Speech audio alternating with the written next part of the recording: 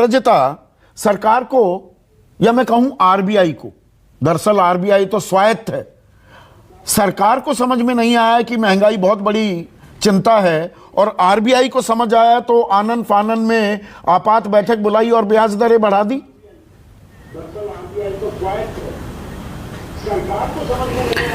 आप सबको मेरा नमस्कार। मैं प्रारंभ में बहुत स्पष्ट तरीके से कहना चाहती हूं कि अगर रिपो रेट को आरबीआई ने बढ़ाया है, अगर हमारे देश में इन्फ्लेशन अधिक है, तो ऐसा नहीं है कि हमारी देश की अर्थनीति की गलती है या अर्थनीति गलत है इसलिए इसका दुष्प्रभाव है। यह बिल्कुल समझना गलत होगा। हमारे जो बंधु बैठे हैं निश्चित तौर पर कहेंगे कि भारत की अर्थनीति गलत है इसलिए ऐसा हुआ। बिल्कुल ऐसा नहीं है। विश्व स्तर पर जो स्थिति है इसका प्रभाव या इसका दुष्प्रभाव हम सब पर पड़ा और इस वजह से आज आरबीआई को रिपो रेट बढ़ाना पड़ा। लेकिन यह रिपो रेट करीबन 4.25 वर्षों के बाद बढ़ा है, इसे ध्यान में रखना होगा, और महज 40 बेसिस पॉइंट से बढ़ा है। बहुत छोटी सी बढ़ोतरी है और ये मुझे लगता है मॉनेटरी पॉलिसी कमेटी को धन्यवाद देना होगा। बहुत समझदारी के साथ समीक्षा करके बहुत कम इन्होंने रिपो रेट बढ़ाया। इन्हें विकास भी ठीक करना है, ग्रोथ भी हमारा अच्छा रहे और इधर इन्फ्लेशन भी कम हो। तो मैं ये कहना चाहती हूँ कि विश्व में क्या स्थिति है इसे समझना होगा। सबसे पहली बात, विश्व स्तर पर राइजिंग इन्फ्लेशन का ट्रेंड है। विश्व स्तर पर मेरे पास आंकड़े हैं, मुझे लगता है जब बातचीत होगी तो मैं आंकड़े भी दूंगी, आप सबके पास आंकड़े होंगे, आप दूसरे देशों के आंकड़े भी रखें। मैं बताना चाहती हूं कि यूनाइटेड स्टेट्स ने अभी तक अपने रिपो रेट को नहीं बढ़ाया था, लेकिन ऐसी परिस्थिति हुई कि उसे भी अप्रैल में बढ़ाना पड़ा रिपो रेट। पहली बार यूनाइटेड स्टेट्स ने रिपो रेट बढ़ाया, ये मैं कहना चाहती हूं। नहीं, इसमें देखिए एक मिनट के लिए रोक रहा हूं अपराजिता। मैं ये नहीं कह रहा हूं, मैंने बिल्कुल नहीं कहा, ना संकेत मात्र भी दिए कि सरकार की आर्थिक नीति गलत है। मेरा सवाल ये है, is the government and the RBI on the same page? इसलिए पूछ रहा हूं ये सवाल क्योंकि एब्सोल्युटली, एक मिनट सुनिए ना, एक मिनट सुनिए। 22 अप्रैल को वॉशिंगटन में देश की वित्त मंत्री Nirmala Sitharaman balance of power नाम के कार्यक्रम में कहती हैं we are looking very sound, inflation is manageable. जब उनसे पूछा गया 6.95% महंगाई दर, खुदरा महंगाई दर पहुंच गई है, तो सब कुछ काबू में है, मैनेजेबल है, तो ये 2 हफ्ते से भी कम के समय में आपात बैठक बुलाने की नौबत क्यों आई? मैं ये सवाल पूछ रहा हूं। देखिए, मैं बता रही हूं, वित्त मंत्रालय, भारत सरकार और रिजर्व बैंक ऑफ इंडिया हाथ से हाथ मिलाकर काम करती है। इस बात को हम सबको समझना होगा, गौर फरमाना होगा और इस वक्तव्य पर विश्वास करना होगा। मैं पहली बात कह दूं कि वित्त मंत्रालय हो या आरबीआई हो, इच्छा यही थी और लक्ष्य यही था कि हमारा इन्फ्लेशन रेट 5% और 6% के बीच में रहे। लेकिन असामान्य परिस्थिति है विश्व स्तर पर, इसे हम सब ये मुझे लगता है अचानक हुआ और ये मुझे लगता है हम सबको ज्ञात है। अचानक रशिया यूक्रेन वॉर को हम नज़रअंदाज नहीं कर सकते हैं और जिस तरह से उसके बाद क्रूड ऑयल के रेट बढ़े हम सबको ज्ञात है।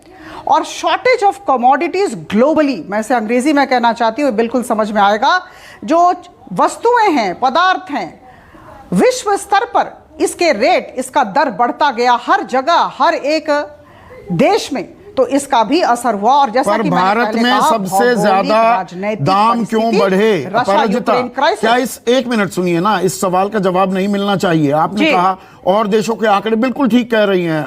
अमेरिका में रिकॉर्ड तोड़ महंगाई हो रही है, फेडरल रिजर्व ने वहां पर अपनी ब्याज दरें बढ़ाई, लेकिन ये तेल का जो आपने अभी जिक्र किया, यूक्रेन और रूस के युद्ध के चलते दामों में आग लगी, परचेजिंग पावर पैरिटी, यानी कि सबकी आमदनी, आय बराबर समान मानकर हम चलें तो पूरी दुनिया में सबसे महंगी गैस भारतीय खरीद रहा है, यहां पर बेची जा रही है। पेट्रोल तीसरा दुनिया में सबसे महंगा पेट्रोल हम खरीद रहे हैं, दुनिया का 8वां सबसे महंगा डीजल हम खरीद रहे हैं। तो ब्याज दरें घटाने से या बढ़ाने से ये चीज सॉल्व हो जाएगी, या हमारे सामने रखा है ना, ये तेल के दाम कम कर दें, महंगाई काफी कुछ तो अपने आप काबू में आ जाएगी। देखिए, अंतर्राष्ट्रीय बाजार में अगर तेल के दाम बढ़ेंगे तो इसका प्रभाव हमारे यहाँ पड़ेगा, और हम सब जानते हैं कि 70% जो हमारा तेल है वो आयात होता है। तो बहुत सारी बातें हैं जो मुझे लगता है दृष्टि में रखनी होगी और तब बातचीत करना होगा।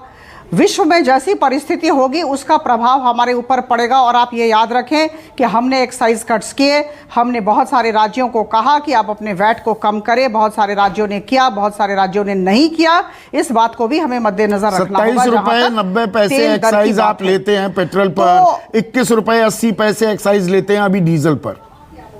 गलत आंकड़ा तो नहीं बता रहा जी?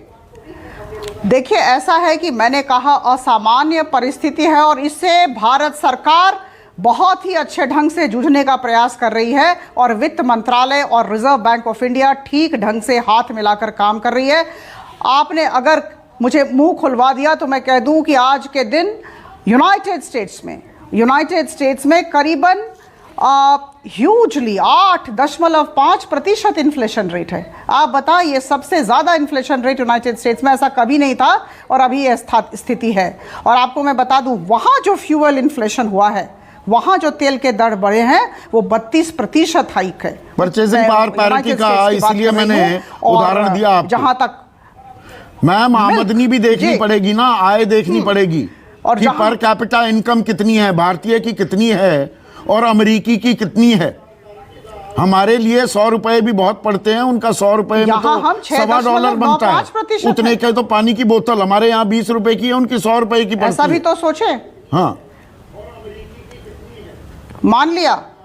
मान लिया, लेकिन नीदरलैंड्स में 9.7% इन्फ्लेशन रेट है, स्पेन में 9.8% है। और मैं आपको बता दूं कि कनाडा में आज के दिन जो प्रॉपर्टी के रेट्स बढ़े हैं वो 50% अधिक हुए हैं, और हमारे यहाँ इन्फ्लेशन रेट 6.95% है। यह मार्च 2022 का फिगर है, और भारत सरकार भरपूर प्रयास कर रही है कि आपने एक और बात कही है पराजिता, आपने बधाई दी आरबीआई को कि सिर्फ 10% रिपो रेट बढ़ाए।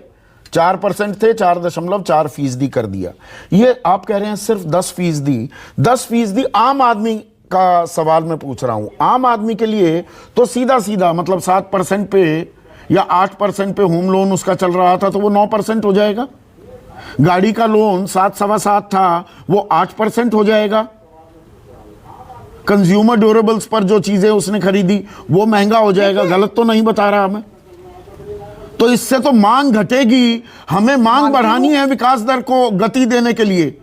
ये वैसे ही सप्लाई साइड के चलते इन्फ्लेशन हुई है, मांग तो और दब जाएगी। आम आदमी की जेब में पैसा है नहीं और उसे महंगा पड़ेगा, सपनों का घर भी, कार भी, स्कूटर, मोटरसाइकिल, टीवी, फ्रिज। देखिए, 2 बातें मैं रख दूं संदीप जी, 2 बातें रखना चाहूंगी। मॉनिटरी पॉलिसी कमेटी फिर 2 महीने बाद बैठेगी, और मैं कह दूं कि अभी जो स्थिति होगी, ये जो 0.4% अभी ये बढ़ा, तो मुझे लगता है ये थोड़ा देखने की बात है क्या स्थिति होती है, और उसके बाद मॉनेटरी पॉलिसी कमेटी ठीक ढंग से निर्णय लेगी। और मैं आपको बता दूं, कंज्यूमर प्राइस इंडेक्स की बात अगर हम करें तो कंज्यूमर प्राइस इंडेक्स का जब निर्धारण होता है तो 50% खाद्यान्न, खाने वाले पदार्थ ही डिटरमिन करते हैं कंज्यूमर प्राइस इंडेक्स। और जो खाने वाले पदार्थों में जो जिस तरह की बढ़ोतरी हुई है रेट, इन्फ्लेशन रेट में, ये हमें स्वीकार करना होगा, और ये वैश्विक परिस्थिति है जिसे हमें मानना होगा। 5.85% से यह बढ़कर 7.68% सिर्फ फूड इन्फ्लेशन। तो इसका इम्पैक्ट, इसका प्रभाव निश्चित तौर पर कंज्यूमर प्राइस इंडेक्स पर पड़ेगा। और ये ऐसा नहीं है कि सिर्फ हमारे देश में हो रहा है। जैसा कि मैंने कहा, हम 6.95% पर ही हैं, लेकिन दूसरे देश 9% से भी ज्यादा